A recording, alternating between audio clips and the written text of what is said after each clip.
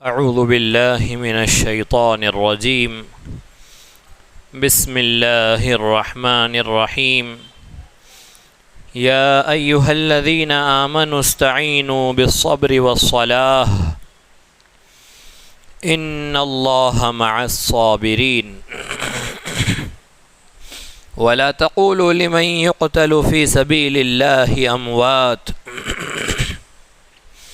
بل احیاء ولكن لا تشعرون ولنبلونكم بشيء من الخوف والجوع ونقص من الأموال والأنفس والثمرات وبشر الصابرين الذين إذا أصابتهم مصيبة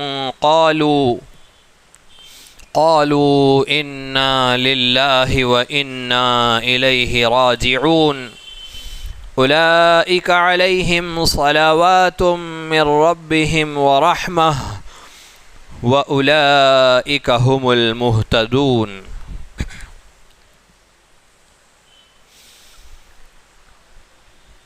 سورۃ البقرہ کے 19ویں رکوع کی اور دوسرے پارے کے تیسرے رکوع کی تلاوت چل رہی ہے۔ اللہ رب العزت مومنین کو اپنے ایمان کی تکمیل کے لیے، ایمان کو مکمل بنانے کے لیے ایمان کے تقاضے بیان فرما رہے ہیں۔ ایک شخص کے اندر ایمان جائے اور اس میں کوئی تبدیلی نہ آئے تو یہ نہیں ہو سکتا، اس لیے کہ ایمان جب اندر جاتا ہے تو اس کے کچھ تقاضے ہوتے ہیں۔ جب ایمان اندر جاتا ہے تو وہ رزلٹ دیتا ہے۔ جب آنکھ میں ایمان گیا تو آنکھ بتاتی ہے کہ یہ ایمان والے کی آنکھ ہے۔ جب کان میں ایمان داخل ہوا، کان تقاضا کرتا ہے کہ یہ سننا ہے یہ نہیں سننا ہے۔ اعضاء و جوارح، ہاتھ پاؤں، دل دماغ، حرکت و سکون، ہر شے پر اثر پڑتا ہے ایمان کا۔ تو جہاں جہاں اللہ رب العزت یا ایھا الذین آمنوا یا ایھا الذین آمنوا فرماتے ہیں، وہاں اللہ رب العزت اپنے ان بندوں سے مطالبہ کرتے ہیں کہ میرے بندوں، جب تمہارے دل میں میری محبت آئی ہے تو اب میری محبت کچھ تقاضا کرتی ہے، کچھ قربانیاں چاہتی ہے۔ اپنے محبوب کی پسند اور ناپسند کا تمہارے ذہن و دماغ پر، عقل و شعور پر، حواس پر ایک اثر طاری ہونا چاہیے۔ پتہ لگنا چاہیے کہ یہ محبت کا مریض ہے۔ ہر مریض اپنی ادا سے، اپنی چال ڈھال سے، اپنی حرکت و سکون سے اس بات کا اظہار کرتا ہے کہ یہ مریض ہے، پتہ چلتا ہے۔ جسے کم دکھائی دے رہا ہے، اس کے چلنے میں، دیکھنے میں کانفیڈنس نہیں ہوتا ہے، پتہ چلتا ہے۔ جب یہ رب کی محبت کا مریض ہے تو پتہ چلنا چاہیے کہ یہ کسی اور کی چاہت اور ناپسندیدگی کا کوئی اعتبار نہیں کرتا۔ اسے کوئی دھیان اور خیال ہی نہیں ہے کہ مجھے کون پسند کر رہا ہے، کون ناپسند کر رہا ہے۔ بس جس سے میں محبت کرتا ہوں وہ مجھے دیکھ رہا ہے، اسے پسند آ جاؤں۔ اگر میرا جینا اسے پسند ہے تو میں جی لوں، اور اگر میرا مرنا اسے پسند ہے تو میں اس کے لیے مر جاؤں۔ پھر اس کی پسند ناپسند ساری چیزوں سے یہ دست بردار ہو جاتا ہے، یہ محبت کا اثر ہوتا ہے۔ اور اللہ رب العزت اپنے بندوں سے یہی چاہتے ہیں کہ ان سے ان کے بندوں کا رشتہ محبت کا ہو، تعلق کا ہو۔ تو جہاں جہاں ہم پڑھیں گے یا ایھا الذین آمنوا، وہاں کان کھڑے ہو جانے چاہیے کہ میرے اللہ، میرے محبوب مجھے پکار رہے ہیں، مجھے آواز دے رہے ہیں۔ محبوب تو اپنے محبت کرنے والا اپنے محبوب کی آواز، اس کے پکارنے، اس کے کہنے کا بھی انتظار نہیں کرتا۔ وہ تو اپنے محبوب کی منشا، اس کی مرضی، اس کی چاہت، اس کی پسند ناپسند پہلے ہی اس کے مطابق اپنے آپ کو ڈھال دیتا ہے۔ لیکن جیسے ہی آواز لگے ایک پاؤں پر کھڑا ہوتا ہے۔ قرآن کریم اپنے طالب علم سے، قرآن کریم اپنے سامعین سے، قرآن اپنے ماننے والوں سے یہی مطالبہ کرتا ہے کہ جب وہ آواز دے مسلمان کو تو مسلمان ایک پاؤں پر کھڑا ہو، اپنی جان ہتھیلی میں لے کر، اپنے مال ہتھیلی میں لے کر، اپنے جذبات و احساسات کو سب کو ساتھ لے کر کھڑا ہو۔ یہی محبت ہے۔ کیوں، کس لیے، چوں، چرا، کوئی راستہ ہے، اس کا کوئی مطلب ہے، شاید یہ مطلب نہ ہو، اللہ کوئی مثال پیش کر رہے ہو، یہ سب باتیں قرآن نہیں چاہتا اپنے ماننے والوں سے۔ قرآن چاہتا ہے کہ سیدھے عمل پر آؤ۔ تو آئیے ہم اپنے محبوب حقیقی، اپنے آقا و مولا اللہ رب العزت سے ان کی مرضی پتہ کرے، معلوم کرے کہ ہمارے اللہ ہمیں کیسے دیکھنا چاہتے ہیں۔ یا ایھا الذین آمنوا استعینوا بالصبر والصلاۃ، اے ایمان والو، استعینوا، اے ایمان والو، یا ایھا، اے وہ لوگ، الذین، جنہوں نے، آمنوا، ایمان قبول کیا۔ اور ایمان قبول کرنے کا کیا مطلب ہوا؟ یہ تو عربی زبان کا لفظ ہوا، اسے اگر اردو میں کہے تو کیا ہے؟ اے حسن ازل سے پیمان وفا باندھنے والو، اس حسن ازل سے پیمان وفا جنہوں نے باندھا ہے، آمنو، وفاداری کا جنہوں نے عہد کیا ہے اللہ رب العزت سے، اللہ ان سے مخاطب ہے، فرما رہے استعینو، مدد حاصل کرو، مدد چاہو اپنے مسائل میں، اپنے دکھوں میں، اپنے مقاصد میں، اپنے کاموں میں مدد حاصل کرو۔ استعینو، مدد کس سے حاصل کرنا ہے؟ ایاک نعبد و ایاک نستعین، اے ہمارے رب، ہم آپ کی ہی عبادت کرتے ہیں اور صرف آپ ہی سے مدد چاہتے ہیں۔ تو مدد، و ایاک نستعین، صرف اللہ سے مدد حاصل کرنا ہے۔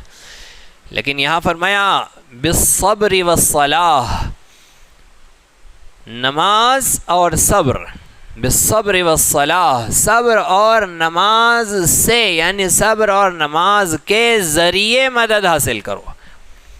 کچھ لوگوں نے یہاں یہ مطلب نکالنا چاہا کہ اللہ کہہ رہے ہیں کہ نماز سے مدد لو، صبر سے مدد لو، تو صبر اور نماز تو غیر اللہ ہے، اللہ تھوڑے ہی ہے۔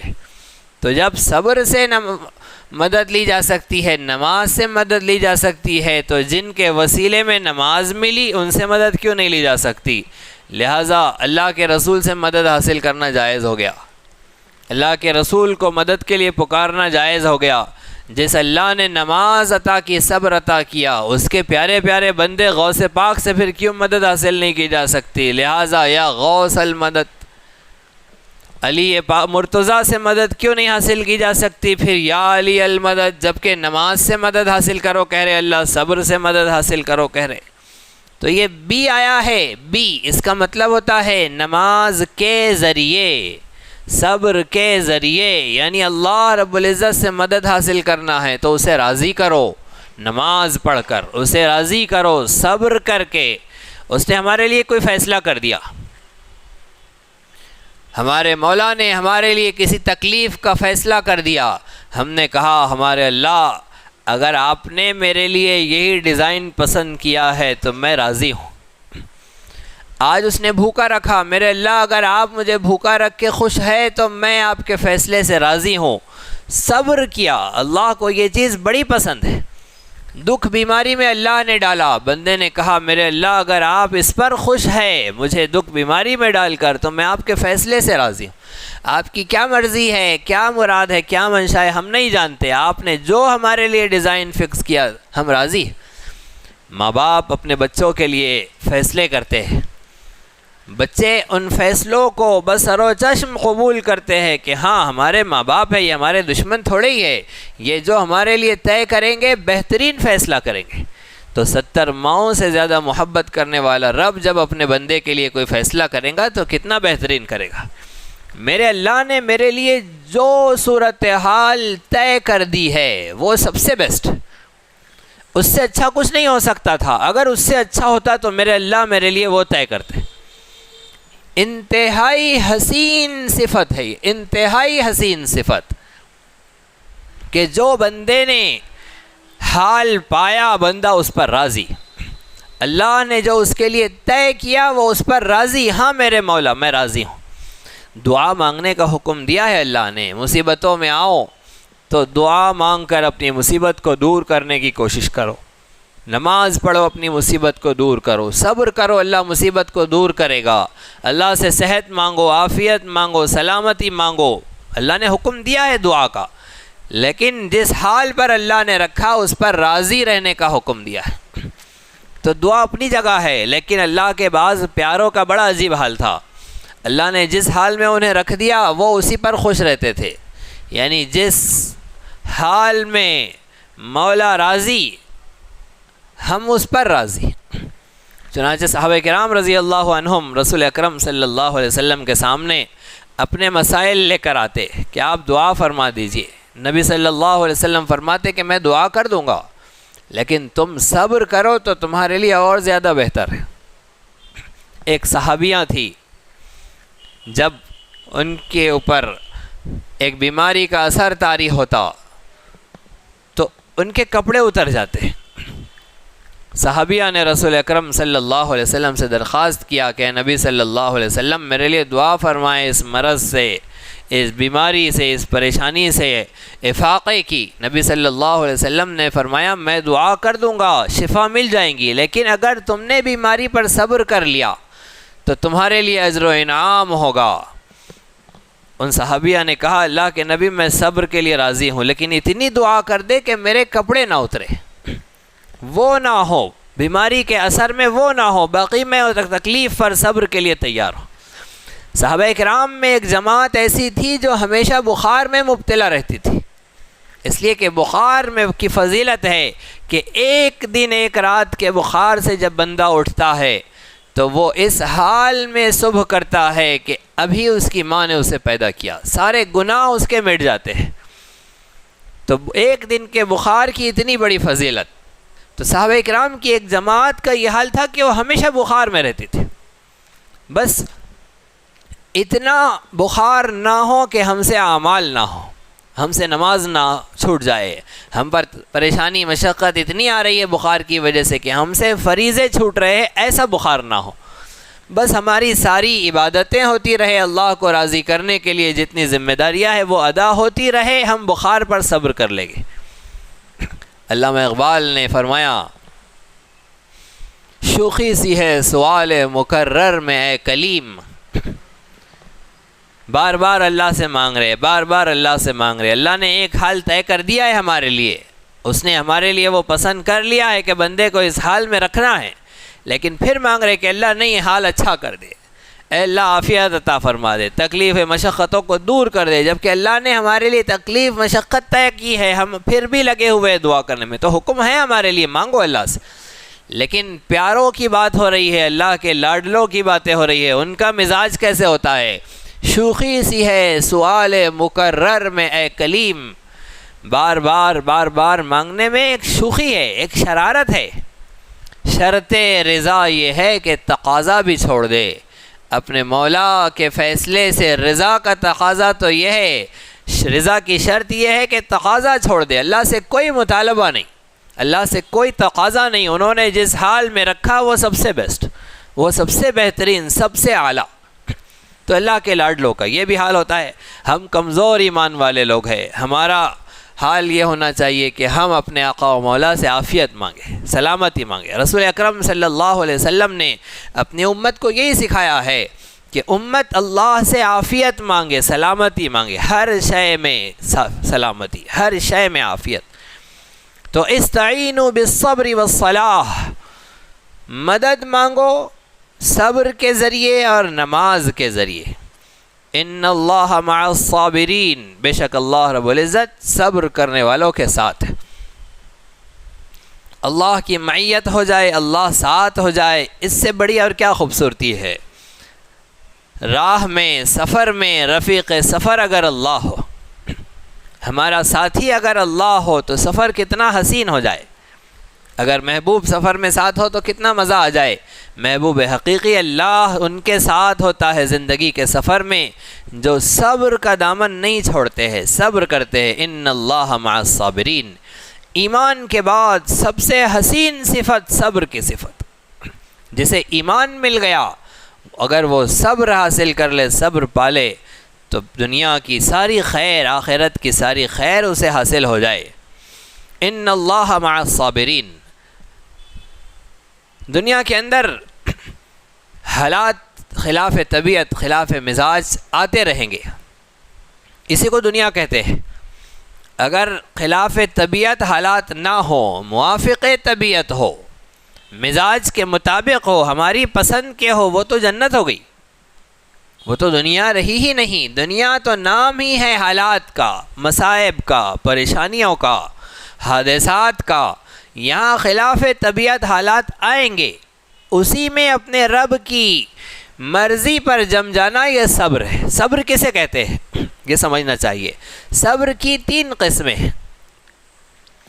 ایک ہے صبر علی الطاعہ، اطاعت پر صبر۔ ایک ہے صبر علی المعصیہ، معصیت پر صبر، نافرمانی پر صبر۔ اور صبر علی المصیبہ، مصیبت پر صبر۔ صبر علی الطاعہ کیا ہے؟ اللہ رب العزت نے کوئی حکم دیا، اس حکم پر جم جانا، اس حکم پر استقامت کے ساتھ ثابت قدم رہنا، یہ ہے صبر علی الطاعہ۔ اللہ نے کسی کام کے کرنے سے منع کیا، اس کام سے رک جانا، اور ایسا رکنا کہ ثابت قدمی کے ساتھ، استقامت کے ساتھ اس کام کو چھوڑ دینا جس سے اللہ نے منع کیا، یہ ہے صبر علی المعصیہ۔ اور اللہ نے اگر کوئی مصیبت ڈالی، کوئی حال ڈالا، کوئی پریشانی مشقت میں ڈالا، اس پریشانی مشقت پر، مصیبت پر جم جانا، اللہ سے راضی رہنا کہ اللہ اس حال میں مجھے کیا حکم دیتے ہیں۔ بیمار ہے، مشقت میں، تکلیف میں ہے، کھڑے ہو کر نماز نہیں پڑھ سکتا، اب اس حال میں میرے اللہ مجھ سے کیا چاہتے ہیں؟ اللہ چاہتے ہیں اگر تم کھڑے ہو کے نماز نہیں پڑھ سکتے ہو تو بیٹھ کر پڑھو، تو اس پر جم جانا۔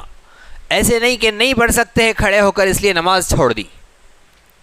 اگر بیٹھ کر نہیں پڑھ سکتے ہیں نماز، اب میرے اللہ کا اس وقت مجھ سے کیا مطالبہ ہے؟ لیٹ کر پڑھو، اللہ کے حکم پر جم جانا۔ جس وقت جو حکم ہے، صبح صادق سے غروب آفتاب تک رمضان میں حکم ہے بھوکے رہو، کھانا پینا نہیں، جائز خواہشات نفسانی کو پورا کرنا نہیں، منع ہے، اس پر جم جانا۔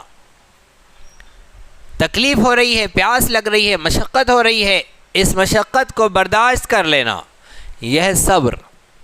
تو جو مصیبت اللہ کی طرف سے آئے اس مصیبت پر جم جانا، ڈٹ جانا، اسے برداشت کر لینا، یہ ہے صبر علی المصیبہ۔ یہ 3 چیزیں۔ ان ساری تکلیفوں، مشقتوں میں، مصیبتوں میں سب سے بڑی مصیبت ہوتی ہے جان جانے کی مصیبت، اپنے پیاروں کا فوت ہو جانا، اپنے دل کے ٹکڑوں کا دنیا سے چلا جانا، ان کی موت واقع ہو جانا، یہ انتہائی بڑی مصیبت کا سبب ہوتا ہے۔ اپنے پیارے، اپنے قریبی عزیز و اقارب بڑی تکلیف مشقت میں ہو، زندہ ہے اگر تو راحت کے، عافیت کے آثار، اس کے امکانات ہے کہ زندہ ہے تو پھر عافیت ہو جائیں گی، علاج ہو جائے گا، راحت مل جائیں گی، لیکن دنیا سے چلے گئے تو اب اس پر صبر کرنا، اس مصیبت کو برداشت کر لینا، یہ بڑا مشقت کا کام۔ اور خصوصیت کے ساتھ اگر موت طبعی موت نہ ہو، اگر موت شہادت ہو، اگر ہمارا پیارا، ہمارا عزیز قتل کر دیا جائے، تو ایسے موقع پر صبر کرنا یہ تو انتہائی مشقت کا کام، انتہائی مصیبت کا کام۔ تو مصیبتیں الگ الگ انداز کی ہے۔ بڑی مصیبت یہ ہے کہ ہمارے پیارے فوت ہو جائے، اور اس سے بڑی مصیبت یہ ہے کہ ہمارے پیارے قتل کر دیے جائے۔ اس لیے اگلی آیت میں اللہ رب العزت نے ان اللہ مع الصابرین فرما کر اللہ کو اگر اپنے ساتھ رکھنا چاہتے ہو تو صبر کرو، اور صبر کس چیز پر کرو؟ اپنے پیاروں کے قتل پر کرو۔ آگے فرمایا وَلَا تَقُولُوا لِمَنْ يُقْتَلُ فِي سَبِيلِ اللَّهِ أَمْوَاتٌ، لا تقولوا، مت کہو، لمن یقتل، اس شخص کو جسے قتل کیا جائے، فی سبیل اللہ، اللہ کے راستے میں، اللہ کے راستے میں جنہیں قتل کیا جائے، لا تقولوا، انہیں مت کہو۔ کیا مت کہو؟ اموات، مردہ مت کہو، اللہ کے راستے میں جنہیں شہید کیا جائے انہیں مردہ مت کہو. یہاں کہنے سے منع کر دیا، اور آگے ہم پڑھیں گے وہاں تو سمجھنے سے بھی منع کر دیا. وَلَا تَحْسَبَنَّ الَّذِينَ قُتِلُوا فِي سَبِيلِ اللَّهِ أَمْوَاتًا، جنہیں اللہ کے راستے میں قتل کیا جائے انہیں مردہ بھی مت سمجھو. سمجھو بھی مت مردہ، اتنا زیادہ. تو کیسے نہ سمجھے؟ ہمارا شہید جو شہید ہوا ہے اس کی روح نکل گئی، اس کا سر دھڑ سے الگ ہو گیا.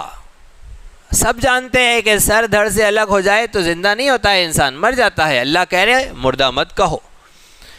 اسے قبر میں ڈال دیا. جسے قبر میں ڈال دیا جاتا ہے وہ زندہ نہیں ہوتا ہے. زندوں کو قبر میں ڈالنے سے منع کیا گیا ہے، وہ مردہ ہے. اور ڈال بھی دیا گیا زندوں کو قبر میں تو ان کے بارے میں فیصلہ ہو چکا ہے کہ وہ مر گئے. اللہ رب العزت فرما رہے ہیں قیامت کے دن پوچھا جائے گا وَإِذَا الْمَوْءُودَةُ سُئِلَتْ، زندہ زمین میں دفن کی گئی، زندہ زمین میں گاڑ دی گئی بچی سے قیامت کے دن پوچھا جائے گا بِأَيِّ ذَنبٍ قُتِلَتْ، کس جرم کے بدلے تمہیں قتل کیا گیا تھا. یہ نہیں پوچھیں گے اللہ قیامت کے دن کس جرم کے بدلے میں تمہیں زمین میں گاڑا گیا تھا، قتل کیا گیا تھا، کس جرم کے بدلے قتل کیا گیا تھا. پتہ چلا قبر میں جو گیا اس کا قتل ہو گیا، یعنی اب وہ زندہ نہیں ہے.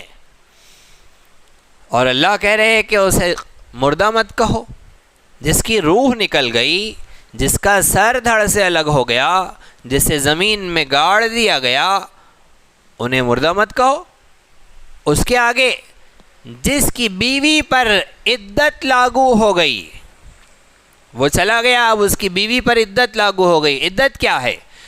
جس کا انتقال ہو گیا ہے اس کی عدت. اگر اس کی بیوی حمل سے ہے تو وضع حمل اس کی عدت ہے، یعنی بچہ پیدا ہو جانا اس کی عدت، چاہے 9 مہینے لگ جائے. جیسے ہی بچہ پیدا ہو گیا اس کی عدت ختم ہو گئی. لیکن اگر بیوی حمل سے نہیں ہے تو پھر جس شخص کا انتقال ہوا اس کی بیوی کی عدت 4 مہینے 10 دن. متوفی عنہا زوجہا کہتے ہیں. اصطلاح فقہ میں ایسے شخص کے لیے کہتے ہیں متوفی عنہا زوجہا، یعنی جس کے شوہر کا انتقال ہو گیا اس کی عدت 4 مہینے 10 دن. اور اگر طلاق دی ہے، انتقال نہیں ہوا شوہر کا، طلاق دی ہے، تو پھر 3 حیض. ایسے طہر میں، ایسی پاکی میں طلاق دینے کا حکم ہے. اگر طلاق دینا ہی ہے، نہیں بن رہی ہے، آخری فیصلہ ہو گیا ہے طلاق کا، تو ایسی پاکی میں طلاق دو جس پاکی میں بیوی سے ملاقات نہیں کی ہے. اس کے بعد 1 حیض آئے گا، پھر دوسرا آئے گا، پھر تیسرا آئے گا. یہ 3 حیض گزر جائے، طے ہو جاتا ہے کہ اس عورت کا رحم پاک ہے، اس میں کوئی اثر، کوئی شے کسی اور دوسرے مرد کی، اس کے پرانے شوہر کا اثر نہیں ہے، پاک ہے. اب یہ دوسرے سے جب شادی کرے، نکاح کرے، تو اب جو رحم میں نطفہ قرار پائیں گا وہ اسی کا ہوگا، یہ طے ہو جائے گا. اس مقصد کے ساتھ کہ نسب پاکیزہ جاری رہے، نسب سلسلہ صحیح طریقے سے چلتا رہے، اس کے لیے عدت طے کی گئی ہے. تو جس شہید کی بیوی پر عدت لاگو ہو جائے، پھر عدت ختم ہونے پر اس کا دوسرے شخص سے نکاح ہو جائے، اتنے سارے کام ہو جائے، اس کے مال کا وارثوں میں تقسیم ہونے کا فیصلہ ہو جائے، اب اس کو بھی اللہ کہہ رہے ہیں کہ مردہ مت کہو. جان نکل گئی، سر دھڑ سے الگ ہو گیا، قبر میں دفن کر دیا گیا، اس کی بیوی پر عدت لاگو ہو گئی، عدت کے ختم پر اس کی بیوی کا نکاح ہو گیا، اس کی اولاد میں، اس کی میراث وارثوں میں میراث تقسیم ہو گئی، اتنے مردوں کے احکامات اس پر لاگو ہو گئے. پھر اللہ کہہ رہے کہ لا تقولوا اموات، مردہ مت کہو. تو یہ کون سی زندگی ہے؟ یہ کون سی زندگی ہے؟ جیسے ہی شہید کی روح نکلی ہے، اس کا خون کا قطرہ زمین پر گرنے سے پہلے اللہ اس کی مغفرت فرماتے ہیں. شہید کی روح ادھر جسم سے نکلی ہے، سیدھے جنت میں پہنچتی ہے، سیدھے جنت میں پہنچ جاتی ہے اللہ رب العزت کے یہاں.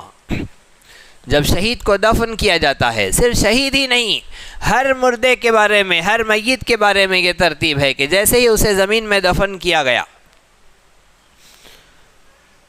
40 قدم دور جانے کا وقت گزرتا ہے، اتنی دیر میں فرشتے اس کی روح کو لے کر واپس آتے ہیں، اور وہ 3x6 کے گڑھے میں جو جسم پڑا ہوا ہے اس جسم میں روح واپس آتی ہے، اسی جسم کے اندر روح واپس آتی ہے۔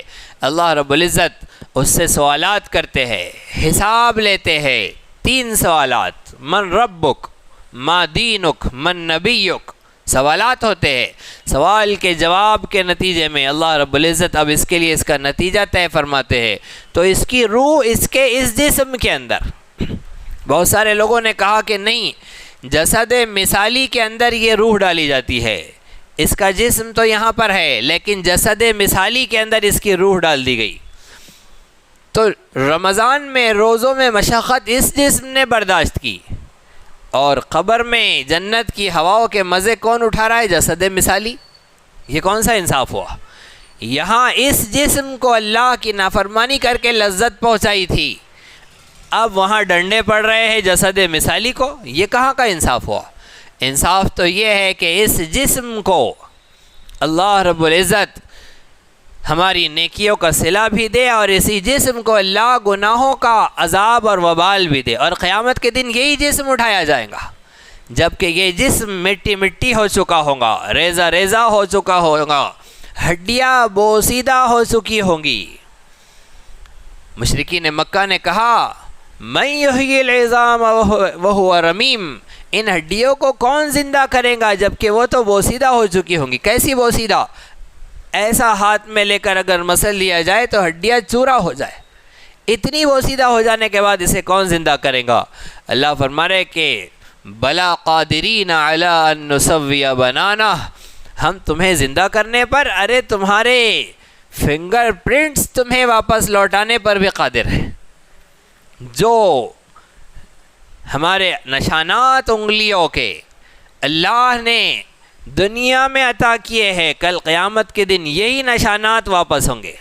اگر کوئی شخص اپنا آدھار میچ کرنا چاہے میدان محشر میں تو اس کا آدھار میچ ہوگا وہی فنگر پرنٹس، ہزار سال تک قبر میں پڑے رہے، ختم ہو گئے، اس قبر میں اور کتنے دفن ہو گئے اور کتنوں کو ڈال دیا گیا، لیکن جب اللہ اٹھائیں گا تو ایسے اٹھائیں گا، سر سے لے کے پاؤں تک نہیں، انگلیوں کے پورے اور نشانات بھی اللہ وہی دیں گا جو دنیا میں تھے۔ اور کل میدان محشر میں اس جسم کے ساتھ ہمیں کھڑا کیا جائے گا، تو قبر میں ہماری روح اس جسم میں آتی ہے، اس جسم کے ساتھ بندہ عالم برزخ میں موجود ہوتا ہے۔ اللہ رب العزت اس جسم کو جہنم کی کھڑکی کھول کر سزا دیں گے، اسی جسم کو اللہ رب العزت جنت کی کھڑکی کھول کر راحت اور آرام اور عافیت پہنچائیں گے۔ تو یہ نظام ہے اللہ رب العزت کی طرف سے۔ شہید جس کی زندگی کے بارے میں قرآن نے فرمایا کہ انہیں مردہ مت کہو، وہ زندہ ہے۔ شہید کی روح اس کے جسم سے نکل جاتی ہے، اس کی جب رگ کٹ جاتی ہے، شہ رگ، اور اس کی روح نکل جاتی ہے، اللہ رب العزت اسے زندگی عطا فرماتے ہیں۔ یہ شہید جنت میں زندہ ہے، یہ شہید جنت میں زندہ ہے، اور جنت کے مزے قیامت تک لوٹتا رہے گا، وہاں کی راحت، وہاں کی عافیت اور سلامتی سے استفادہ کرتا رہے گا، یہاں تک کہ رسول اکرم صلی اللہ علیہ وسلم نے ارشاد فرمایا، رسول اکرم صلی اللہ علیہ وسلم نے شہید کی عظمت کو، اس کے مقام و مرتبے کو، اس کی عظمت کو بیان فرمانے کے لیے خود تمنا ظاہر فرمائی۔ مسلمان کے نزدیک سب سے بڑی پسند کون سی ہوتی ہے؟ جو ہمارے محبوب صلی اللہ علیہ وسلم کو پسند ہے۔ اللہ نے اپنے حبیب صلی اللہ علیہ وسلم کو ساری نعمتیں بن مانگے عطا فرمائیں، لیکن نبی صلی اللہ علیہ وسلم نے شہادت مانگ کر لی اللہ سے۔ نبی صلی اللہ علیہ وسلم جس چیز کی تمنا کرے اس سے حسین شے اور کیا ہو سکتی ہے؟ نبی صلی اللہ علیہ وسلم نے ارشاد فرمایا والذی نفسی بیدہ، اس ذات کی قسم جس کے قبضے میں میری جان ہے، لوددت ان اقتل فی سبیل اللہ ثم احیا ثم اقتل ثم احیا ثم اقتل۔ نبی صلی اللہ علیہ وسلم نے ارشاد فرمایا اس ذات کی قسم جس کے قبضے میں میری جان ہے، میری تمنا اور چاہت یہ ہے کہ مجھے اللہ کی راہ میں شہید کیا جائے، پھر زندہ کیا جائے، پھر شہید کیا جائے، پھر زندہ کیا جائے، پھر شہید کیا جائے۔ تو شہادت کے لیے رسول اکرم صلی اللہ علیہ وسلم نے تین دفعہ تمنائیں کی ہے۔ فاروق اعظم رسول اکرم صلی اللہ علیہ وسلم کی مراد، جانشین پیغمبر، خلیفہ ثانی، دوسرے نمبر کے خلیفہ حضرت فاروق اعظم عمر فاروق رضی اللہ عنہ شہادت کی تمنا کر رہے ہیں۔ اور کیسی خوبصورت تمنا کی ہے فاروق اعظم نے۔ حضرت عمر نے دعا کی اللہم ارزقنی شہادتا فی سبیلک واجعل موتی ببلد رسولک، اے اللہ مجھے شہادت کی موت عطا فرما اور میری موت اپنے حبیب صلی اللہ علیہ وسلم کے شہر میں فرما۔ تو بڑی عجیب و غریب دعا تھی، ایسی دعا جو قبول ہونا ناممکن نظر آتی تھی۔ وہ کیوں نظر آتی تھی ناممکن؟ اس لیے کہ ایک تو شہادت چاہیے، ٹھیک ہے شہادت مل سکتی ہے، لیکن رسول پاک کے شہر میں شہادت کیسے ملے؟ وہاں تو لڑائی حرام ہے۔ بلد امین میں، مکہ مکرمہ مدینہ منورہ میں لڑائی جائز نہیں ہے، وہاں لڑائی جھگڑا نہیں ہوتا ہے، قتل و قتال نہیں ہوتا ہے۔ تو جب مدینہ کی سرزمین پر رسول پاک صلی اللہ علیہ وسلم کے شہر میں لڑائی نہیں ہونی ہے، اللہ نے اسے دارالامن بنایا ہے، امن کا گہوارہ بنایا ہے، تو پھر شہادت کیسا ملے گی؟ لیکن فاروق اعظم کی وہ دعا جیسی مانگی تھی ویسی قبول ہوئی۔ اللہ رب العزت نے اسی انداز پر قبول فرمایا، شہادت بھی ملی، رسول پاک کے شہر میں بھی ملی، اور صرف رسول پاک صلی اللہ علیہ وسلم کے شہر میں نہیں، آقا کی مسجد میں ملی، اور مسجد میں نہیں آقا کے مصلی پر ملی۔ نبی اکرم صلی اللہ علیہ وسلم کے مصلی پر امیر المومنین فاروق اعظم رضی اللہ عنہ ظہر کی نماز پڑھا رہے ہیں، اور نماز ظہر میں ابو لؤلؤ فیروز یہودی غلام نے نماز میں شریک ہو کر اپنا بھیس بدل کر جیسے ہی نماز چل رہی تھی فاروق اعظم پر حملہ کیا، اور اتنے حملے کیے کہ حضرت امیر المومنین عمر فاروق رضی اللہ عنہ تاب نہ لا سکے، گر گئے۔ جیسے ہی آپ زمین پر گرے ہیں نماز ادھوری رہ گئی، پیچھے سے آگے بڑھ کر حضرت عبد الرحمن ابن عوف رضی اللہ عنہ نے امامت سنبھالی اور نماز مکمل کی۔ امیر المومنین دنیا کے 2/3 حصے پر حکومت کرنے والا اور بڑی بڑی سلطنتوں کو شکست فاش دینے والا، وہ بیت المقدس کو آزاد کرنے والا، غیر اللہ کی عبادت سے بیت المقدس کو پاک کرنے والا، اتنا بڑا خلیفہ جان سے ہاتھ دھو بیٹھ رہا ہے، اس کی روح نکلنے والی ہے، لیکن نماز کی پہلے فکر ہے، نماز نہیں چھوڑی جا سکتی ہے۔ فاروق اعظم نماز کے لیے کھڑے ہو گئے، فاروق اعظم گرے ہوئے ہیں، نماز پڑھانے کے لیے حضرت عبد الرحمن ابن عوف رضی اللہ عنہ کھڑے ہوئے، نماز مکمل کی۔ ابو لؤلؤ فیروز بھاگ رہا ہے نکل کر، لیکن نکلنے کے لیے جگہ نہیں ہے اس کو۔ کیوں جگہ نہیں ہے؟ اس لیے کہ صفیں ایسی ملی ہوئی ہے، صحابہ کرام اتنے مل کر کاندھوں سے کاندھے ملا کر ایسے کھڑے ہوئے ہیں کہ کوئی بیچ میں سے بھاگ نہیں سکتا ہے، نہ شیطان اندر گھس سکتا ہے نہ کوئی شیطان باہر بھاگ سک رہا ہے۔ آخر جب جانے کے لیے جگہ نہیں مل رہی ہے تو وہ ایک ایک پر حملہ کرتا ہے اور گرا کر نکلتا ہے۔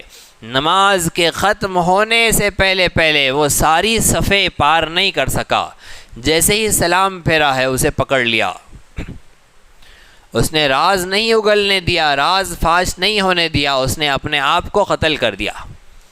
جیسے ہی حضرت عمر فاروق کو اٹھایا گیا نماز کے بعد، حضرت عمر فاروق سے پوچھا کہ وہ کون تھا جس نے مجھ پر حملہ کیا؟ فاروق اعظم کو جواب دیا گیا کہ وہ یہودی غلام تھا۔ حضرت عمر نے اللہ کا شکر ادا کیا کہ اللہ کا شکر ہے کہ میری موت کسی مسلمان کے ہاتھوں نہیں ہوئی، اس لیے کہ کسی مسلمان کے ہاتھوں موت ہوگی تو بیچارہ جہنمی ہو جائے گا، اس لیے کہ مومن کو قتل کرنا، وَمَن يَقْتُلْ مُؤْمِنًا مُتَعَمِّدًا، کسی مومن کو جان بوجھ کر قتل کرنے کا بدلہ کیا ہے؟ فَجَزَاؤُهُ جَهَنَّمُ خَالِدًا فِيهَا، ہمیشہ ہمیش کے لیے جہنم اس کا ٹھکانہ بن جاتا ہے۔ کوئی مومن میری وجہ سے جہنم میں نہ جائے، کافر نے کیا چلو کافر تو ٹھیک ہے، جہنمی ہے، جہنم میں جانے والا ہے۔ حضرت عمر فاروق نے شہادت کی تمنا کی، اللہ رب العزت نے اپنے حبیب صلی اللہ علیہ وسلم کو جو جیال صحابہ عطا فرمائے، ان صحابہ کے اندر شہادت کی تمنائیں۔ حضرت خالد بن ولید رضی اللہ عنہ کا کیا حال ہے، فتح مکہ کے بعد اسلام قبول کیا، اتنی جنگیں لڑی، اتنے مارکے لڑے کہ خالد بن ولید رضی اللہ عنہ کے جسم کا کوئی حصہ ایسا نہیں تھا جہاں پر زخموں کے نشان نہ ہو، تلوار کے تیر کے نشانات نہ ہو، سارا جسم نشانات سے بھرا ہوا تھا۔ اتنی جنگیں لڑی ہے، صفوں کی صفیں الٹ دیتے تھے، بعض صاف ہے ان پر بھی حملے ہوتے تھے، لیکن جب آخری وقت آیا ہے، بستر مرگ پر، موت کے بستر پر لیٹے ہوئے رو رہے ہیں، لوگوں نے پوچھا کیوں رو رہے ہو؟ میں اس طرح سے بستر پر عورتوں کی طرح مرنے پر افسوس کر رہا ہوں، اس لیے رونا آ رہا ہے۔ یہ بستر پر اتنی تمنائیں ہماری شہادت کی اور اتنی جنگیں لڑی اسی شوق کے ساتھ کہ شہادت ملے، شہادت ملے، پتہ نہیں اللہ کی کیا مرضی کہ اس نے شہادت کی موت نہیں عطا کی۔ اللہ کی بڑی عظیم الشان مرضی تھی اس میں۔ نبی صلی اللہ علیہ وسلم نے خالد ابن ولید کو سیف من سیوف اللہ کہا تھا، اللہ کی تلوار تھے خالد ابن ولید، سیف اللہ تھے، اللہ کی تلوار میان میں تو جا سکتی تھی، ٹوٹ نہیں سکتی تھی، مجال کسی کی کہ وہ اللہ کی تلوار کو توڑ سکے، میان میں چلی گئی، توڑی نہیں جا سکی خالد ابن ولید رضی اللہ عنہ کی شخصیت، لیکن خواہش تھی، تمنا تھی کہ اللہ شہادت عطا فرمائے۔ حضرت حسین ابن علی رضی اللہ عنہ کی ذات بابرکت، آپ کی شخصیت گرامی، اور کربلا کے میدان میں آپ کی شہادت تو ایسی عظیم الشان شہادت ہے اور ایسا مشہور واقعہ ہے کہ شہید تو بہت ہوئے ہیں، لیکن حضرت حسین ابن علی کی شہادت کا واقعہ ہی الگ ہے، اس کی شان ہی الگ ہے۔ ہم دنیا میں دیکھیں، سیرت و تاریخ کا مطالعہ کریں، اسلام کی شہادتیں، مسلمانوں کی شہادتیں اتنی ہیں کہ سال کے 360 دن، ہر دن کسی نہ کسی ہیرو کی شہادت کا دن ہے، لیکن ہر گھر میں ہر بچے کے سامنے اگر کسی کی شہادت کا تذکرہ ہے تو وہ حضرت حسین ابن علی رضی اللہ عنہ کی شہادت کا تذکرہ ہے۔ کیوں حضرت حسین کی شہادت کو اتنا نام مل گیا، اتنی شہرت مل گئی، اتنی اس کی تعریف اور اتنی زیادہ اس کا تذکرہ اور اتنا زبان زد؟ حضرت حسین ابن علی رضی اللہ عنہ کے اس شہادت کے واقعے کی عظمت کو، اس کی اہمیت کو سمجھنا چاہیے کہ اللہ نے حضرت حسین کی شہادت کو اتنا مشہور کیوں کر دیا۔ سب سے پہلی چیز یہ ہے کہ اللہ رب العزت نے اپنے حبیب صلی اللہ علیہ وسلم کو، محمد مصطفیٰ صلی اللہ علیہ وسلم کی ہر ادا کو، نبی صلی اللہ علیہ وسلم سے منسوب ہر شے کو، اور دین کے جس جز کی نبی نے تکمیل کی ہے اس کو اللہ نے مشہور کر دیا، اسے عام کر دیا۔ نبی نے نماز پڑھی، اللہ نے نماز کو مشہور کر دیا، نبی نے زکوٰۃ دی، اللہ نے زکوٰۃ کو مشہور کیا، حج کیا، حج مشہور ہوا، یہاں تک کہ نبی نے کھجور کھائی، اس کی گٹھلی کیسے پھینکی، گٹھلی کیسے پھینکنے کا طریقہ ہے، ایسے انگلی رکھنا، یہاں گٹھلی کا رکھنا اور ایسے ڈالنا، نبی نے ایسے گٹھلی ڈالی ہے، اللہ نے گٹھلی پھینکنے کا طریقہ پسند کر لیا، دنیا میں لوگوں کے لیے عام ہو گیا، مشہور ہو گیا۔ نبی صلی اللہ علیہ وسلم مسواک کیسے پکڑتے تھے، مسواک پکڑنے کا طریقہ نبی کا، یہ انگلی کو اوپر رکھتے، یہاں پر مسواک رکھتے، ایسے پکڑ کر مسواک کرتے، یہ انگلی اوپر ہوتی مسواک کے، اس طرح سے مسواک نبی صلی اللہ علیہ وسلم کرتے، مسواک پکڑنے کا طریقہ مشہور ہو گیا۔ نبی نے دعائیں بتلائی، وہ دعائیں مشہور ہو گئی۔ اب اگر نبی صلی اللہ علیہ وسلم سے شہادت کو مشہور کرنا تھا نبی شہید ہوتے تو شہادت بھی مشہور ہو جاتی، نبی شہید ہوتے تو اس شہادت کا نام اونچا ہو جاتا۔ تو نبی سے جب تک شہادت کی نسبت نہ ہوتی، شہادت مشہور نہ ہوتی۔ اللہ رب العزت نے نبی صلی اللہ علیہ وسلم سے شہادت کو منسوب کیا۔ شہادت دو طرح کی ہے، دو قسم کی شہادت، ایک ہے شہادت جلی، ایک ہے شہادت خفی۔ شہادت جلی کا مطلب ہوتا ہے ایسی شہادت بالکل عیاں ہے، جو واضح ہے، جو کھلی ہے، جیسے نماز میں لہن جلی لہن خفی ہوتی ہے نا، قرآن پڑھتے وقت ایسی غلطی کرنا جو فاش غلطی ہے، ایسی غلطی جس کے کرنے پر نماز ٹوٹ جاتی ہے، اسے لہن جلی کہتے ہیں۔ اور ایک ہوتی ہے لہن خفی، ایسی غلطی جس کے پڑھنے پر نماز تو نہیں ٹوٹتی لیکن غلطی ہے، اسے لہن خفی کہتے ہیں۔ تو شہادت جلی ایسی شہادت جو بالکل عیاں کھلی واضح ہے، یعنی میدان جنگ میں دشمن کا وار ہو، اس کی تلوار ہو، دشمن کا وار ہو، شہید کا جسم ہو، یہ زمین پر گر رہا ہو اور اس کی روح نکل رہی ہو، یہ شہادت جلی ہے۔ اور شہادت خفی کیا ہے؟ شہادت خفی کا مطلب ہوتا ہے پیٹ کے درد سے موت واقع ہو جانا۔ پیٹ میں درد ہوا، اتنا درد ہوا کہ موت واقع ہو گئی، ایکسیڈنٹ میں موت ہو گئی، دیوار گری، انسان سو رہا تھا، اس کے جسم پر دیوار گری اور اس کی موت واقع ہو گئی، زہر کے اثر سے موت ہو گئی، کسی نے زہر دے دیا، اس کے اثر سے موت ہو گئی، درد زہ میں عورت کی زچگی کا وقت ہے، اس کے درد میں اس کی موت ہو گئی۔ یہ سب وہ موتیں ہیں جن پر شہادت کا اجر ملتا ہے، شہادت کا ثواب ملتا ہے، یہ ہے شہادت خفی۔ اور ایک ہے شہادت جلی، میدان کی شہادت۔ اللہ رب العزت کو دونوں شہادتوں کو منصب عطا کرنا تھا، حسن اور خوبصورتی عطا کرنی تھی۔ اللہ نے اپنے حبیب صلی اللہ علیہ وسلم کو دونوں شہادتوں سے سرفراز فرمایا۔ پہلی شہادت شہادت خفی، نبی اکرم صلی اللہ علیہ وسلم کے وصال کا وقت ہے۔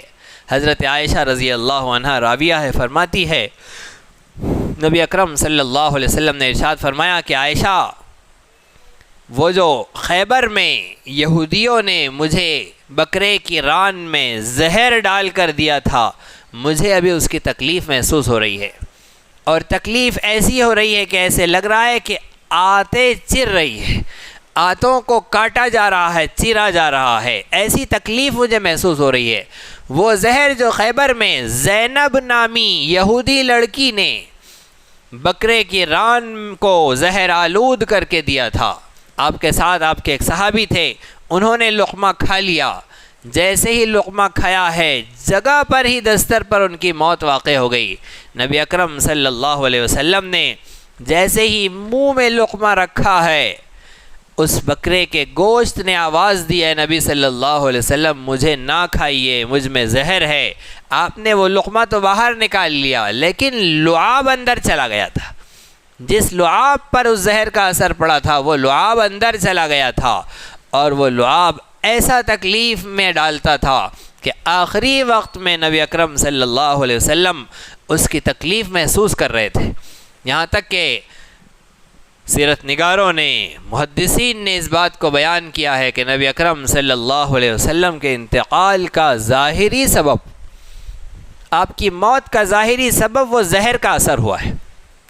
تو نبی اکرم صلی اللہ علیہ وسلم کی وصال کا، آپ کی وفات کا ظاہری سبب، یعنی آپ کی شہادت خفی کا ظاہری سبب وہ زہر کا اثر تھا۔ تو اللہ نے اپنے حبیب صلی اللہ علیہ وسلم کو اس شہادت خفی سے بھی سرفراز فرما کر شہادت خفی کو بھی مقام عطا فرما دیا۔ اب شہادت جلی کو بھی فضیلت عطا کرنی تھی، رسول پاک کو نہیں، شہادت کو فضیلت عطا کرنی تھی۔ ہم آپ کوئی شہید ہوگا تو ہمیں فضیلت حاصل ہوگی۔ رسول پاک صلی اللہ علیہ وسلم سے جس عمل کو نسبت ہو جائے وہ عمل منسوب ہونے والا، وہ عمل برتر ہو جاتا ہے، وہ عمل فضیلت والا ہو جاتا ہے۔ شہادت جلی کیسے پہنچے اللہ کے نبی کو، جبکہ اللہ نے فرمایا ہے کہ نبی صلی اللہ علیہ وسلم اللہ آپ کی حفاظت کرے گا۔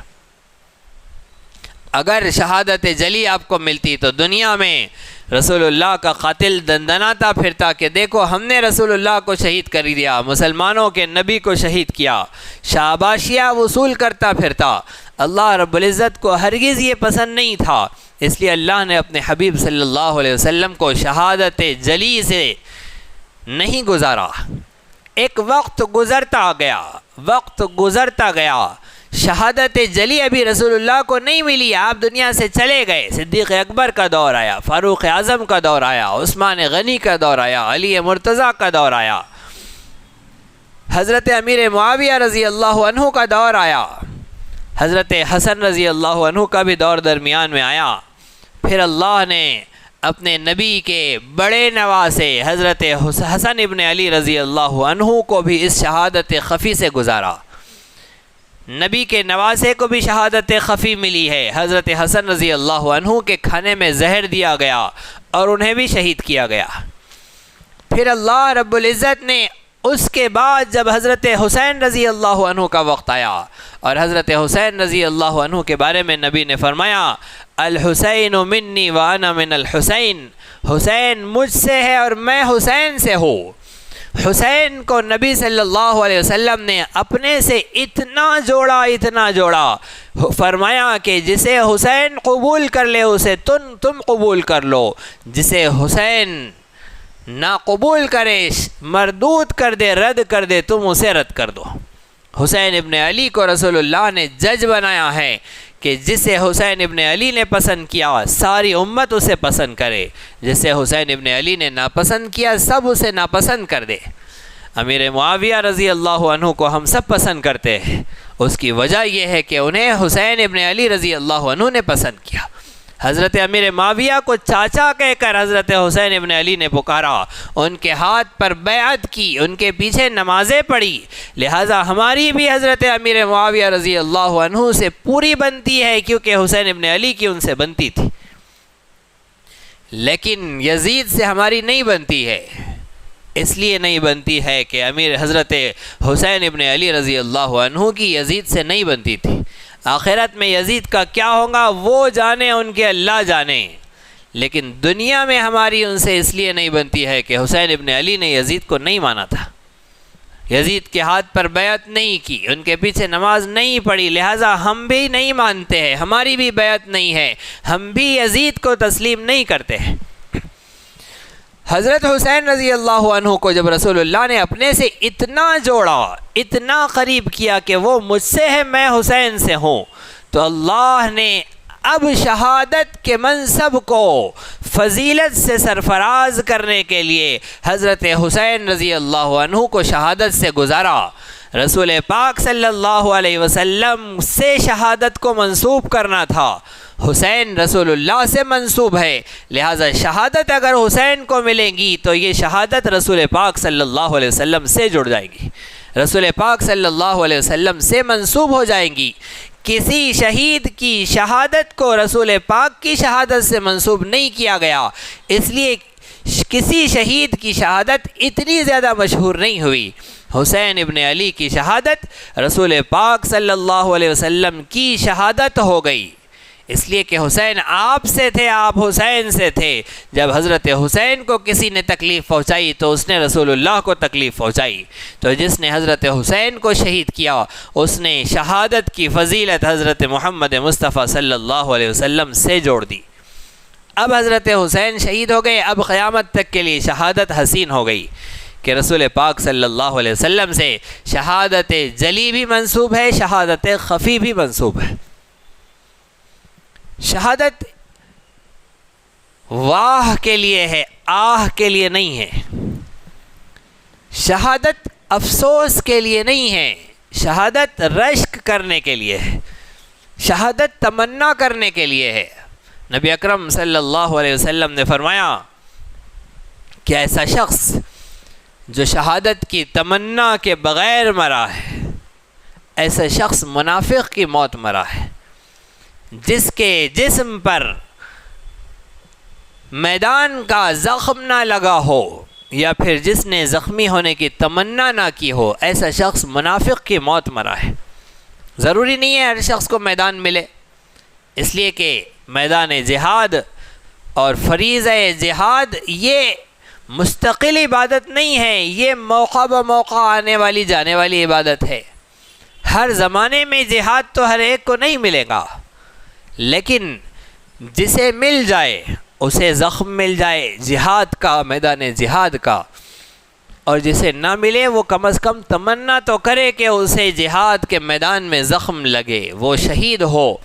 جو اس تمنا کے ساتھ جائے گا وہ ایمان والے کی، مومن کی موت مرے گا، اور جو اس تمنا کے بغیر مرے گا وہ منافق کی موت مرے گا۔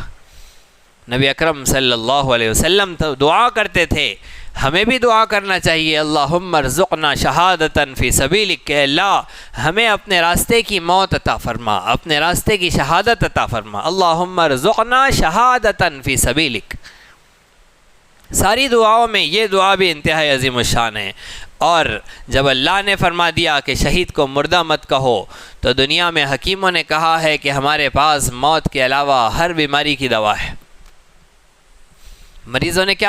حکیموں نے کیا کہا مریضوں کے لیے؟ کہ موت کے علاوہ ہر بیماری کی دوا ہے، لیکن اللہ نے فرمایا ہمارے پاس موت کی بھی دوا ہے۔ موت کی بھی دوا ہے۔ کیا ہے موت کی دوا؟ وَلَا تَقُولُوا لِمَنْ يُقْتَلُ فِي سَبِيلِ اللَّهِ أَمْوَاتٌ، اللہ کے راستے میں مر جانا موت کا علاج ہے۔ اللہ کہہ رہے کہ انہیں مردہ مت کہو، ہر راہ مرنے کی وہ ہے جس پر مردہ کہا جائے گا۔ ایک شہادت وہ راہ ہے جس میں مردہ کہنے سے نہیں، مردہ سمجھنے سے بھی منع کیا گیا ہے کہ مردہ سمجھو بھی مت۔ تو آج سے ہمارے پاس موت کا بھی علاج ہے، بیماریوں کا نہیں، 99 بیماریوں کا نہیں، 1000 بیماریوں کا نہیں، ہمارے پاس موت کا بھی علاج ہے، اور موت کا علاج ہے شہادت۔ وَلَا تَقُولُوا لِمَنْ يُقْتَلُ فِي سَبِيلِ اللَّهِ أَمْوَاتٌ، پھر کیا کرنا ہے؟ بَلْ أَحْيَاءٌ، بلکہ وہ زندہ ہے، وَلَكِنْ لَا تَشْعُرُونَ، لیکن تم اسے محسوس نہیں کرتے، تمہیں اس کا احساس نہیں ہے۔ اللہ رب العزت نے ایسی زندگی انہیں عطا کر دی ہے۔ ایک جگہ فرمایا بل احیاء عند ربہم یرزقون، وہ زندہ ہے اور انہیں ان کے رب کے پاس روزی دی جاتی ہے، ان کے رزق کا اللہ رب العزت کے یہاں انتظام ہوتا ہے۔ شہید اپنے وقت پر مرتا ہے، شہادت ہو سکتا ہے اس وقت افسوس کی چیز ہوتی جب وقت سے پہلے انسان مر جاتا، لیکن شہید جو ہوتا ہے وہ وقت سے پہلے نہیں مرتا ہے، جس وقت اللہ نے اس کی موت متعین کی ہے اسی وقت شہادت بھی ملتی ہے۔ ایسے نہیں ہوتا کہ 60 سال عمر تھی، 30 سال میں میدان میں چلے گئے اور شہید ہو گئے۔ 30 سال ہی عمر تھی، اسی میں مرنا تھا، اسی وقت شہادت بھی ملتی ہے، اسی وقت طبعی موت بھی آتی ہے۔ اب جب اسی وقت مرنا ہے، نہ پہلے نہ بعد میں، تو پھر راستہ متعین کیا جائے۔ منزل پر جانا تو ہے لیکن حسین راستہ اور مختصر ترین راستہ، اور ایسا راستہ جس سے منزل پر پہنچنا طے ہے، یقینی ہے، کنفرم ہے کہ منزل ملنی ہی ملنی ہے، وہ ہے شہادت کا راستہ۔ شہادت جنت کا مختصر ترین راستہ ہے۔ باقی لوگوں کے لیے تو جنت کے بڑے مسائل ہے، بڑی پریشانیاں ہیں کہ جنت ملیں گی نہیں ملیں گی، کب ملیں گی، کیسے ملیں گی، لیکن شہادت جنت کا مختصر ترین راستہ ہے۔ نبی اکرم صلی اللہ علیہ وسلم نے صاف طور پر ارشاد فرمایا ہے، الا ان الجنت تحت ظلال السیوف، جان لو جنت تلواروں کے سائے میں ہے۔ تو اس سے گزرنے والا سیدھے جنت میں پہنچنا ہے۔ جب جنت تلواروں کے سائے میں ہے تو پھر جنت میں بھی جانا ہے اور تلوار بھی نہیں ہونا، جنت بھی ملنا ہے اور یہ سب سے نہیں گزرنا۔ تو جنت میں جانے کا مطلب یہ ہے کہ ارادہ نہیں ہے۔ اگر جنت میں جانے کا ارادہ ہے تو شارٹ کٹ، جیسے بات ہوئی تھی ہماری کہ شارٹ کٹ راستے، شارٹ کٹ راستوں کی طرف لوگ چل پڑے ہیں، جا رہے ہیں۔ شہادت انتہائی عظیم ترین راستہ ہے جنت کا، لہٰذا اس راستے کی تمنا کرنا اور جب موقع آ جائے ایک پاؤں پر کھڑے ہونا، انگوٹھوں پر، انگلیوں پر، پنجوں پر کھڑے ہو کے اپنے آپ کو اونچا دکھانا، یہ صحابہ کرام رضی اللہ عنہم کی شہادت کے عاشقوں کی سنت رہی ہے۔ اللہ فرما رہے ہیں وَلَنَبْلُوَنَّكُمْ بِشَيْءٍ مِّنَ الْخَوْفِ وَالْجُوعِ وَنَقْصٍ مِّنَ الْأَمْوَالِ وَالْأَنفُسِ وَالثَّمَرَاتِ، اور وَلَنَبْلُوَنَّكُمْ، اور ہم ضرور ضرور آزمائیں گے تمہیں، بِشَيْءٍ مِّنَ الْخَوْفِ، کچھ نہ کچھ خوف سے، والجوع، اور کچھ بھوک سے، وَنَقْصٍ مِّنَ الْأَمْوَالِ، کچھ مال کی کمی سے، والانفس، کچھ جانوں کی کمی سے، والثمرات، اور کچھ ثمرات کی یعنی میووں کی، پیداوار کی، پھلوں کی، رزق کی کمی سے۔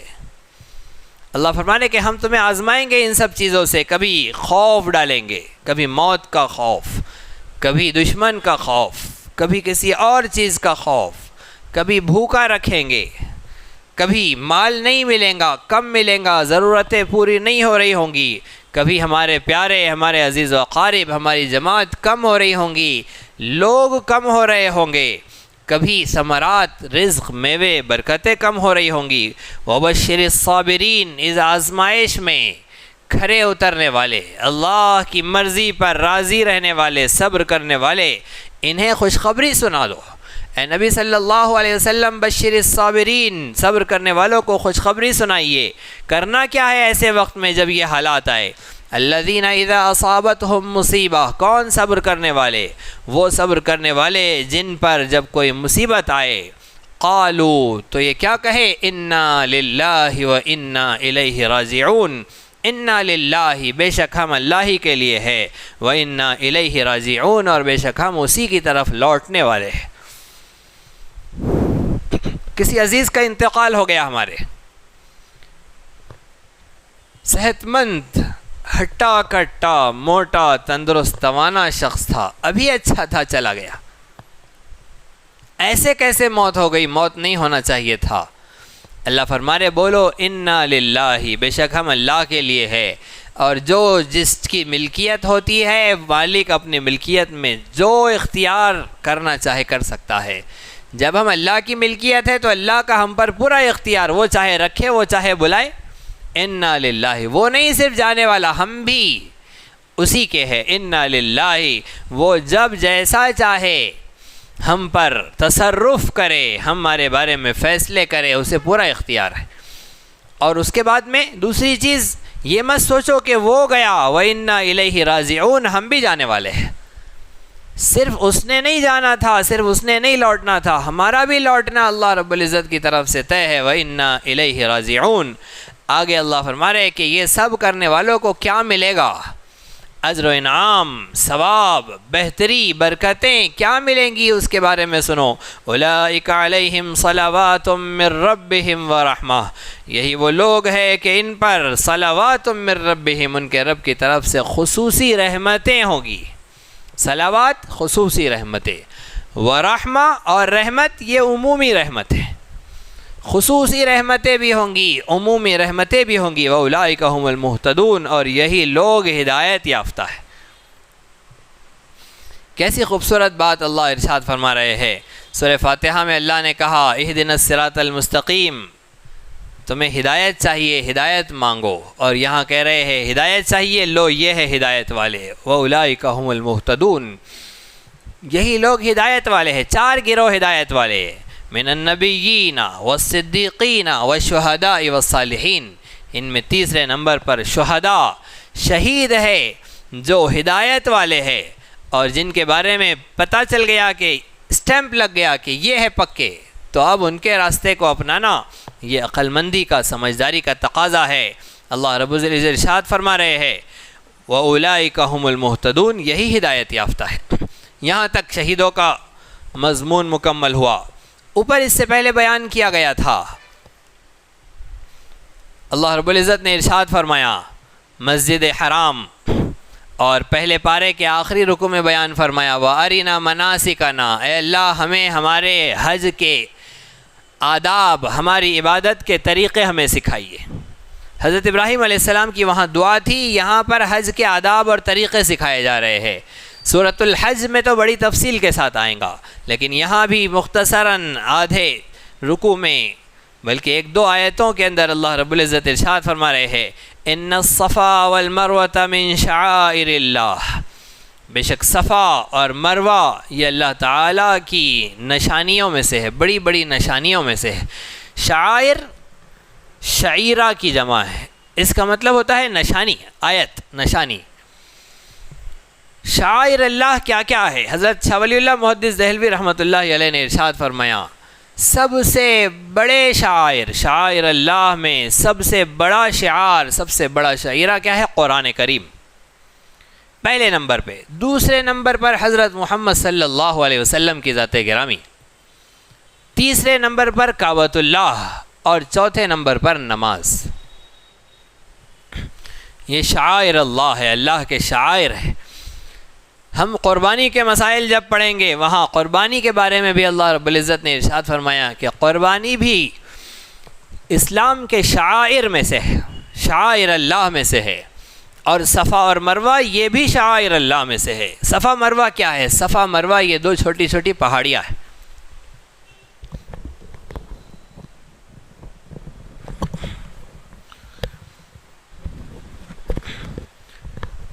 آج کل صفا اور مروہ حکومت نے تو انہیں صاف کر دیا ہے، نشانی لگی ہوئی ہے، کچھ صفا کے اوپر کچھ اونچائی نظر آتی ہے، مروہ پر تو صرف نشانی لگی ہوئی ہے جس سے پتہ چلتا ہے کہ یہ صفا مروہ یہاں پر دو پہاڑیاں تھی۔ رسول اکرم صلی اللہ علیہ وسلم صفا مروہ پر اپنے آخری حج کے زمانے میں حجۃ الوداع کے موقع پر دوڑ رہے تھے، اور عمر شریف زیادہ ہو جانے کی وجہ سے جسم بھی بوجھل تھا، اور پہاڑی پر چڑھنا، چلنا، اترنا یہ کافی بوجھل ہو رہا تھا، اور جہاں حضرت حاجرہ رضی اللہ عنہا دوڑی تھی، اللہ کا حکم تھا کہ سید الانبیاء آپ کو بھی حاجرہ کے قدموں پر دوڑنا پڑے گا، تبھی جا کر آپ کا حج بھی مکمل ہوگا۔ اللہ کے نبی صلی اللہ علیہ وسلم 7ویں چکر میں جب دوڑتے ہوئے اوپر پہنچے، آپ نے کہا کہ اماں حاجرہ اگر تو نہ دوڑتی تو تیرے بوڑھے بیٹے محمد کو آج نہ دوڑنا پڑتا۔ حضرت حاجرہ دوڑی ہے، اللہ نے مجھے بھی تیرے قدموں پر دوڑایا ہے۔ زمانے جاہلیت میں صفا پر ایک بت رکھا تھا، مروہ پر ایک بت رکھا تھا، اور صفا پر بھی لوگ دوڑتے تھے، مروہ پر بھی دوڑتے تھے، اس بت کے پاس بھی جاتے تھے، اس بت کے پاس بھی جاتے تھے۔ قریش نہیں دوڑتے تھے، جیسے عرفات میں، میدان عرفات میں قریش نہیں جاتے تھے، قریش کہتے تھے کہ ہم ادھر نہیں جائیں گے۔ اب معاملہ یہ ہوا کہ جب عقیدے بگڑے ہوئے تھے صفا و مروہ کو لے کر، صحابہ کرام رضی اللہ عنہم کو یہ احساس ہوا کہ اگر ہم ابھی بھی جائیں گے صفا اور مروہ پر تو ایسا تو نہیں ہوگا کہ وہ بت جہاں پر تھا وہاں جا رہے ہیں اور یہ بت جہاں پر تھا وہاں پر جا رہے ہیں۔ قرآن مجید نے صاف طور پر اعلان کیا ان الصفا والمروۃ من شعائر اللہ، صفا و مروہ کی نسبت ان بتوں سے نہیں ہے، صفا و مروہ کی نسبت شعائر اللہ سے ہے، کہ بے شک صفا اور مروہ اللہ کے شعائر میں سے ہے۔ فمن حج البیت، پس جس نے بیت اللہ کا حج کیا، او اعتمر یا عمرہ کیا، فلا جناح علیہ ان یطوف بہما، اس پر کوئی گناہ نہیں ہے اگر وہ اس کا طواف کرے۔ طواف کرنے پر، صفا و مروہ کی سعی پر کوئی گناہ نہیں ملے گا۔ یہ مت سمجھو کہ زمانے جاہلیت کے سارے اعمال سے توبہ کرنی ہے تو صفا و مروہ کی تم جو سعی کر رہے ہو اس سے وہ بتوں کی عبادت کا اثر اس پر ہوگا، بتوں کی عبادت سے اس کی نسبت ہوں گی، نہیں، بلکہ اگر تم صفا و مروہ کی صحیح کرو گے تو کوئی گناہ کی بات نہیں ہے، ثواب کی بات ہے، وہ عمل ضروری ہے۔ حج، فمن حج البیت، حج کیا ہے؟ حج کے لفظی معنی ہے ارادہ کرنا، قصد کرنا۔ حج کے اصطلاحی معنی ہے مخصوص ایام میں، مخصوص ایام میں، مخصوص اوقات میں، مخصوص اعمال کی غرض سے مخصوص ہیئت بنا کر مخصوص مقام کا ارادہ کرنا۔ کیا کیا چیزیں اس میں داخل ہے؟ مخصوص مہینے۔ کون سے مہینے ہیں مخصوص؟ حج کے مہینے شوال، ذی الحجہ، ذی الحجہ کی 10ویں تاریخ تک، یہ حج کے مخصوص مہینے۔ اس کے بعد حج کے ایام، وہ 5 دن حج کے ایام۔ اس کے بعد مخصوص ہیئت احرام باندھ کر، اور مخصوص مقام مکہ مکرمہ، حرم، منا، مزدلفہ، عرفات، مکہ، یہ مخصوص مقام، یہاں کا قصد کرنا، سفر کرنا، ارادہ کرنا، یہ ہے حج اصطلاح شریعت میں۔ اب اعتمرا، اور عمرہ کیا ہے؟ عمرہ کرنا یعنی طواف کرنا، سعی کرنا، کعبۃ اللہ کا طواف کرنا، بیت اللہ کی سعی کرنا، جانور ذبح کرنا، یہ عمرے کے اندر داخل ہے۔ اس کا احرام کہاں سے باندھا جاتا ہے؟ عمرے کا احرام باندھا جاتا ہے میقات سے، ہندوستان والوں کی میقات، یمن والوں کی میقات، شام سے آنے والوں کی میقات، خود حرم میں رہنے والے، مکے میں رہنے والے ان لوگوں کی میقات، مدینے سے جو آ رہے ہیں ان کی میقات۔ ایک مقام طے ہے، جس مقام سے اندر اگر عمرے کے لیے داخل ہو رہے ہیں تو احرام پہن کر اندر داخل ہونا ہے، کعبۃ اللہ کا طواف کرنا ہے، صفا و مروہ کی سعی کرنی ہے، یہ عمرہ ہے۔ حج زندگی میں ایک دفعہ فرض ہے۔ عمرے کے بارے میں اختلاف ہے کہ سنت ہے یا مستحب ہے یا واجب ہے۔ آخر میں یہ بات ہے کہ زندگی میں ایک دفعہ کرنا چاہیے، واجب ہے، اس کے بعد پھر مسنون ہے، سنت عمل ہے عمرہ کرنا، لیکن حج زندگی میں ایک مرتبہ فرض ہے۔ حج کن دنوں میں کرنا ہے؟ یہ 5 دنوں میں حج ہے۔ عمرہ سال میں کبھی بھی کیا جا سکتا ہے، لیکن ان 5 دنوں میں عمرہ کرنا مکروہ ہے، حج کے 5 دنوں میں، اس لیے کہ بڑی عبادت کے سامنے چھوٹی عبادت کرنا، حج تو بہرحال بڑی عبادت ہے، بڑی عبادت کے سامنے چھوٹی عبادت میں مصروف ہونا مکروہ ہے۔ عمرہ ہو جائے گا حج کے ایام میں بھی، لیکن مکروہ ہے۔ حج فرض ہے، کس پر فرض ہے؟ جس کے اندر استطاعت ہو۔ استطاعت کیا ہے؟ حج کی استطاعت، انسان اپنے پاس اپنے وطن سے کعبۃ اللہ جانے کی، واپس آنے کی، اور وہاں رہنے کے جو اخراجات ہیں ان اخراجات کی، اور جا کر آنے تک اپنے اہل و عیال کے روزگار، ان کے کھانے پینے ضروریات کی، اگر اتنی قیمت اپنے پاس رکھتا ہے تو اس پر حج فرض ہے۔ حرم جانے آنے کی، وہاں رہنے کے لیے جو اخراجات ہے وہ، اور آنے تک گھر والے بھوکے نہ رہے، اگر اتنا کسی کے پاس ہے تو اس پر حج فرض ہے۔ بنگلہ بن جائے اس کے بعد حج کریں گے، بچوں کی شادیاں ہو جائے اس کے بعد کریں گے، اولاد کام کاروبار سے سیٹ ہو جائے اس کے بعد کریں گے، تب حج فرض ہوگا، ہرگز نہیں۔ اور جس پر حج فرض ہے اسے حج کرنا ہے، جس پر حج فرض نہیں ہے اسے نہیں کرنا ہے۔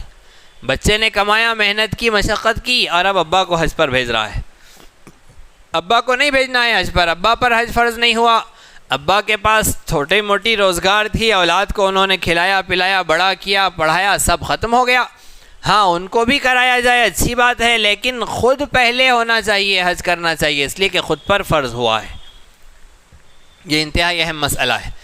اسی طرح سے حج کے بارے میں ایک یہ بھی شرط ہے کہ سفر مامون و محفوظ ہو، سفر میں کوئی خطرہ نہ ہو، اور ایک شرط یہ ہے کہ انسان صحیح سلامت ہو۔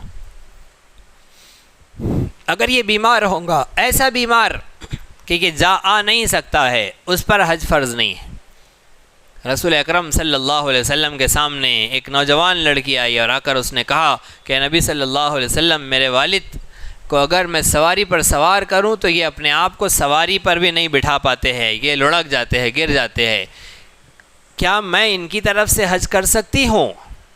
نبی صلی اللہ علیہ وسلم نے فرمایا کہ ہاں تم ان کی طرف سے حج کر سکتی ہو۔ تو حج بدل جو حج نہیں کر سکتا ہے اس کی طرف سے حج کرنا۔ اور دوسری چیز، نبی صلی اللہ علیہ وسلم نے ایک شخص کو حج میں دیکھا۔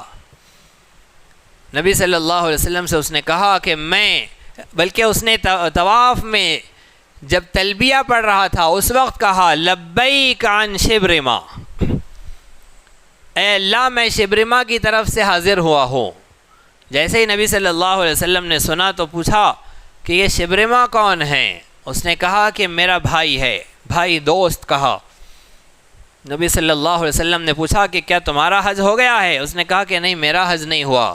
نبی صلی اللہ علیہ وسلم نے فرمایا حج عنک، پہلے اپنی طرف سے، عن نفسک، پہلے اپنی طرف سے کرو، وبعد عن نفس شبرما، پھر اس کے بعد شبرما کی طرف سے کرنا، پہلے اپنے دوست کی طرف سے نہیں۔ حج بدل کے لیے شرط ہے کہ پہلے اپنا حج ہو چکا ہو، تب جا کر حج بدل کیا جا سکتا ہے، دوسرے کی طرف سے حج کیا جا سکتا ہے۔ لیکن حج بدل بڑا مشقت والا حج ہے۔ حج تمتع اپنے حج میں تو کیا جا سکتا ہے، حج بدل میں حج تمتع نہیں کیا جا سکتا۔ حج تمتع کیا ہے؟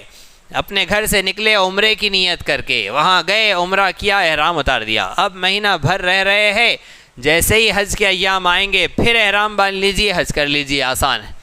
اس مہینے میں جتنے مرتبہ دل چاہا جائیے مسجد عائشہ، وہاں سے احرام باندھیے، آئیے، عمرے کرتے جائیے، روز عمرے کریے، ہفتے میں 1-2 دفعہ کریے، لیکن کوئی بندش نہیں ہے۔ یہاں سے جو احرام باندھ کر چلے ہیں، عمرہ ہوا، احرام اتار لیا۔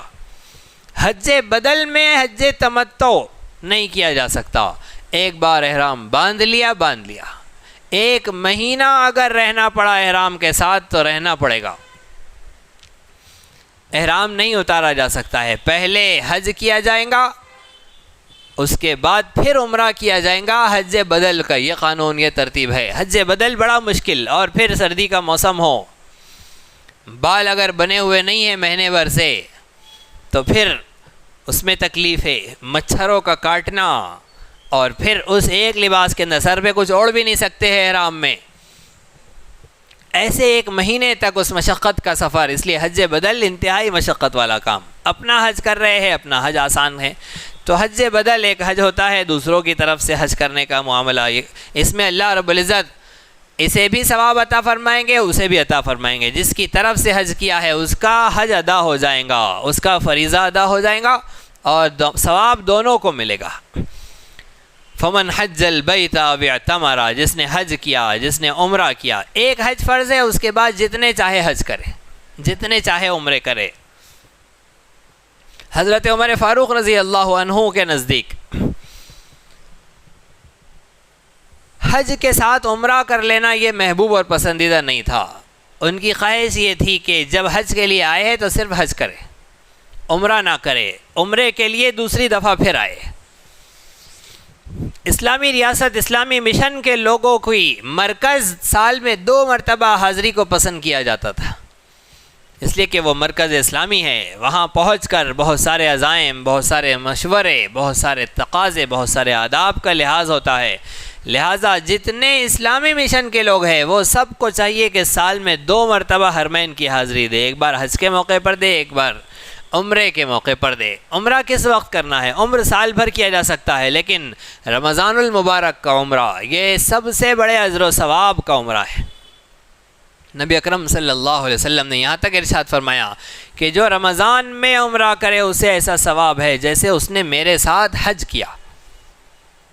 تو نبی صلی اللہ علیہ وسلم کے ساتھ حج کرنے کا ثواب ملتا ہے عمرہ کرنے والے کو۔ تو عمرے کی یہ فضیلت ہے، یہ شان ہے۔ حج کا جتنا کراؤڈ ہوتا ہے، جتنی بھیڑ ہوتی ہے، بس اس سے کچھ ہی کم رمضان المبارک کے عمرے کی بھیڑ ہوتی ہے، ورنہ اتنا زیادہ۔ اور پھر حرمین تو ہمیشہ آبادی کا مہینہ مقام ہے، اور یہ الگ بات ہے کہ شیطانوں نے کچھ عرصہ اسے ویران رکھا، اللہ رب العزت نے پھر موقع عطا فرمائے، اور اللہ کے عاشق اپنے عاشقی کے مظاہرے کے لیے وہاں پر حاضری دے رہے ہیں، پہنچ رہے ہیں۔ بس ابھی بھی سفر جاری ہے، رمضان المبارک میں بھی جانے کا دور چل رہا ہے، آج کل میں بھی لوگ جانے آنے والے ہیں، وہ سب پہنچ رہے۔ اللہ رب العزت ہمیں بھی سعادت عطا فرمائے۔ کہ ہم بھی اس کے گھر کا حج کرے، عمرہ کرے، طواف کرے. فلا جناح علیہ ان یطوف بہما، اگر صفا و مروہ کا طواف کریں گے، وہاں کی صحیح کریں گے تو اس پر کوئی گناہ نہیں ملے گا، ثواب کی چیز ہے کرنا ہے. ومن تطوع خیرا فإن اللہ شاکر علیم. بے شک اللہ فرما رہے کہ اور جو زیادہ کرے، زائد خیر اور بہتری اور زائد نیکیاں کرنا چاہے، فإن اللہ شاکر علیم، تو اللہ فرما رہے کہ اللہ رب العزت خوب قدر کرنے والا، خوب جاننے والا ہے. یہاں تک حج کی بات ہوئی.